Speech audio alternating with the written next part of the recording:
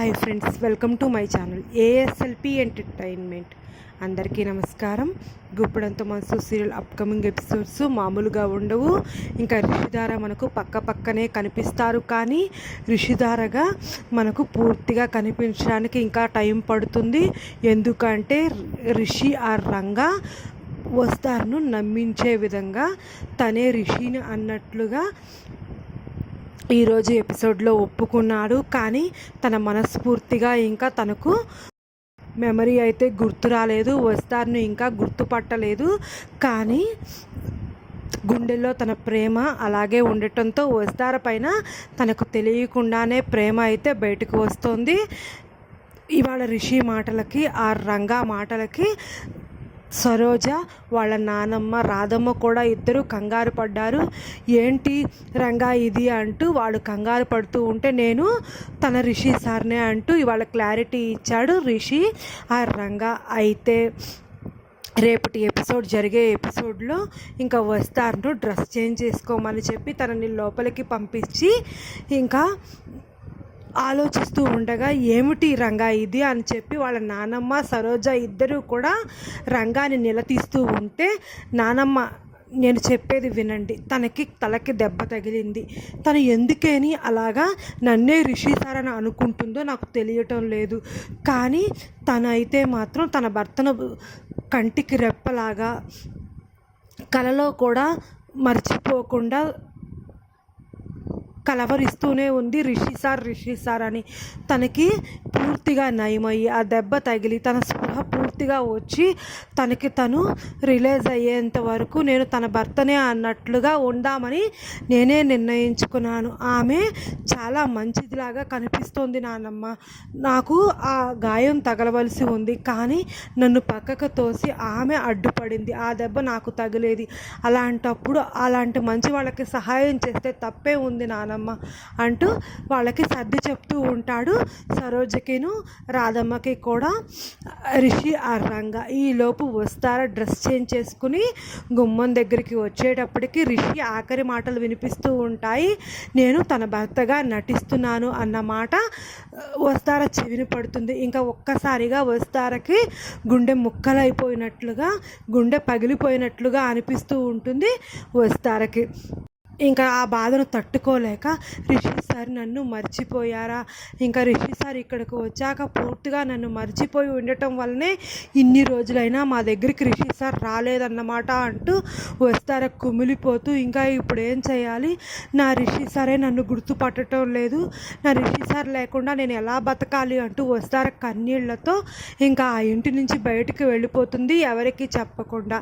ఎంతసేపటికి dress change చేసుకోవడానికి వెళ్ళిన ఆమె రాలేదు అంటూ సరోజని పంపిస్తాడు రిషి ఆ రంగా. ఇంకా లోపల ఎవరూ లేరు అని చెప్పి సరోజ వచ్చి చెప్పడంతో కంగారుగా రిషి ఆ రంగా ఆటోలో బయటకు వెళ్తూ వస్తారుని వెతకడానికి వెళ్తూ ఉంటాడు. ఇంకా అలా వెళుతూ ఉండగా వస్తార మాత్రం చాలా బాధగా నిస్సహాయంగా అలా నడుచుకుంటూ వెళ్తూ ఉంటుంది. తనకు రిషి మాటలే గుర్తొస్తూ ఉంటాయి.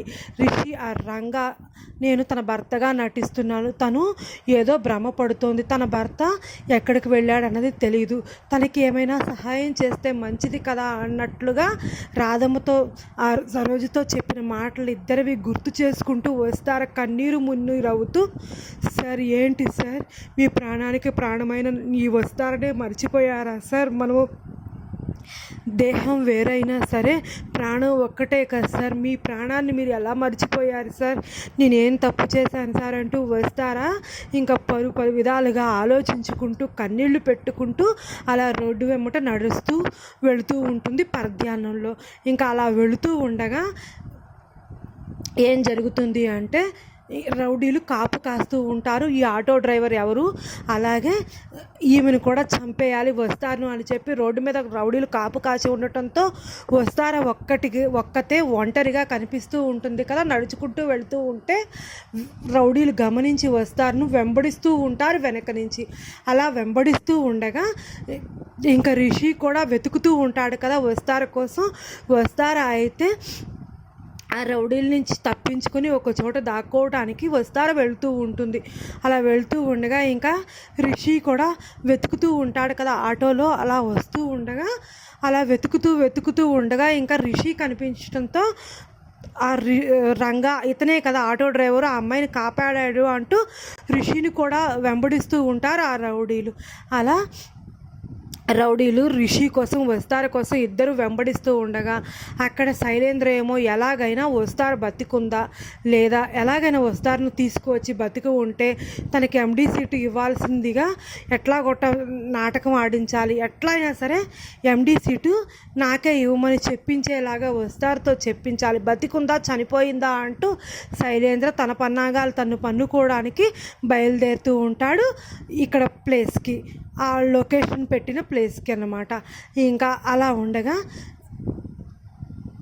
రిషి ఇంకా రౌడీలను తప్పించుకుని ఆటో స్పీడ్గా వెళ్ళిపోతూ ఉంటే ఇంకా రిషి కనిపించడు. వస్తారు కూడా ఒక చోటకు వెళ్ళి పక్కన ప్లేస్లో దాక్కుని ఉండటం వలన ఇద్దరు మిస్ అయిపోయారని చెప్పి ఆ రౌడీలు ఇంకా నిరాశగా అక్కడి నుంచి వెళ్ళిపోతారు తిరిగి. ఇంకా వస్తారు మాత్రం ఒక చోట కూర్చుని ఇప్పుడు ఇంకా నేను ఏం చెయ్యాలి, ఏంటి నా పరిస్థితి, రిషి సార్ లేకుండా నేను ఎలా బతకాలి, రిషి సార్ లేకుండా ఇంకా నేను ఎలా బ్రతుకుతాను అంటూ చాలా బాధగా నిస్సహాయంగా ఒక చోట కూర్చొని ఉండగా ఇంకా రిషి ఆటో వేసుకుని వస్తూ ఉంటాడు కదా. అలా వస్తూ ఉండగా వస్తారు ఒక చోట కూర్చొని కన్నీళ్లు పెట్టుకుంటూ బాధపడుతూ ఉండటాన్ని గమనించి రిషి ఆ రంగా అక్కడికి వెళ్తాడు వస్తారు దగ్గరికి. వసువు షాక్ అవుతుంది రిషిని చూసి. అయితే ఏంటి మేడం మీరు ఎందుకు వచ్చేసారు, నేను చెప్పాను కదా నేను మీ రిషి సార్నే అని, అయినా సరే మీరు నాకు చెప్పా పెట్టకుండా డ్రెస్ చేంజ్ చేసుకోమంటే ఇలా వచ్చేస్తారా మేడం అంటూ రిషి కోపంగా మాట్లాడతాడు వస్తారుతో.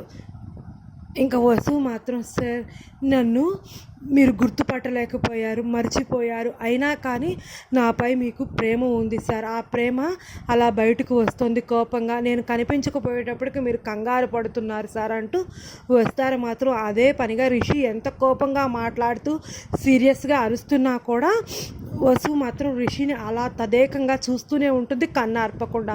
హలో మేడం నేను అలా మాట్లాడుతూనే ఉన్నాను, ఏం చేస్తున్నారు మేడం అలా చూస్తూనే ఉన్నారు అంటూ ఉండగా సార్ కొంచెం దాహంగా అనిపిస్తుంది సార్, కళ్ళు తిరుగుతున్నట్లున్నాయి అంటే ఉంటాయి మేడం, మీకు దెబ్బ తగిలి ఎంతసేపు అయింది, మీరు ఎందుకు ఇలా బయటకు వచ్చేసారు, ఏమన్నా అయితే ఏంటి మేడం పరిస్థితి అంటూ రిషి ఇంకా కోపంగా అక్కడే ఉన్న కొబ్బరి బొళ్ళం తాగడానికి తీసుకువెళ్తాడు.